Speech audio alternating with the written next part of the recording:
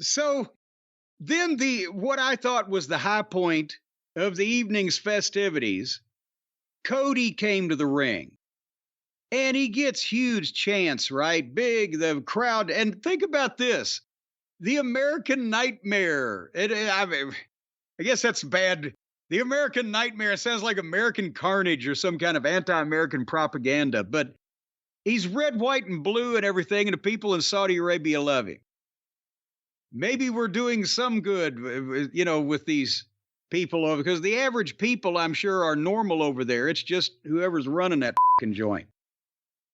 So he's about to speak, and then Logan Paul interrupts, and he talks his way to the ring. And the story being that he gave his brass knuckles to Adam Cole or Michael Cole, and he promised he won't use them.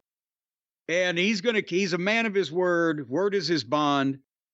And Cody he's blistering him with the fact that he is an outsider. He's calling him a cosplayer, if you will, was one of the terms he used. Imposter syndrome. And he said, we know that you've got another set of knuckles. As a matter of fact, why don't we have one of the referees check you, Logan Paul, to see if you got anything? And humming. Well, do Cody first. And Logan Paul is great. Check every crevice of him. And then the referee checks Logan Paul and finds a set of knucks in his pocket. And then he's like, these are my brother's pants. It was like it was pulled over on fucking cops. And he's just brilliant.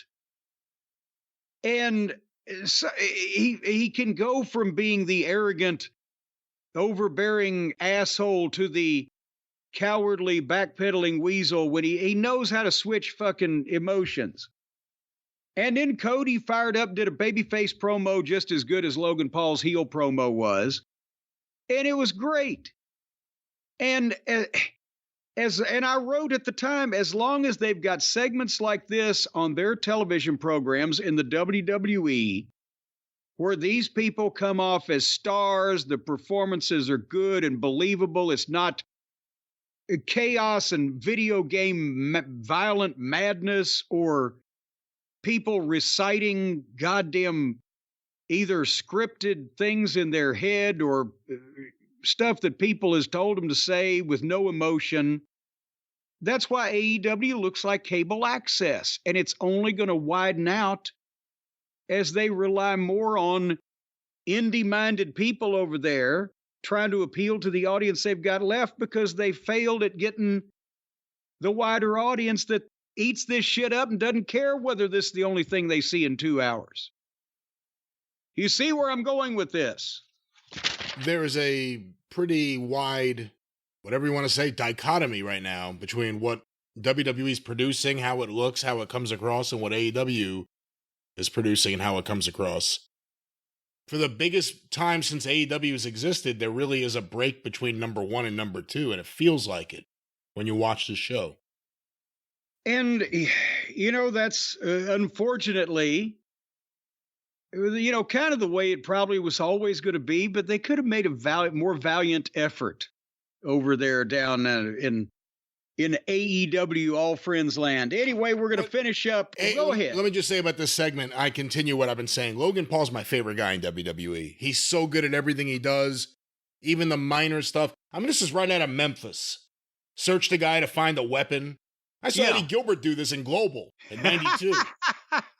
With Bruce Pritchard as his manager, as a matter of fact.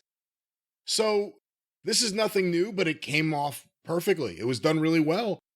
Logan Paul never slips. Facial reactions, what he says, demeanor, body language, let alone everything he does in a match. He never slips. He's my favorite guy in the company. And it's amazing that you can tell, was he a fan as a kid, or has he been cognizant of it, since he's been in the big time of the social media world, or what the fuck? Because he's got the instinct psychologically of what you do when you're a heel, etc. I don't know.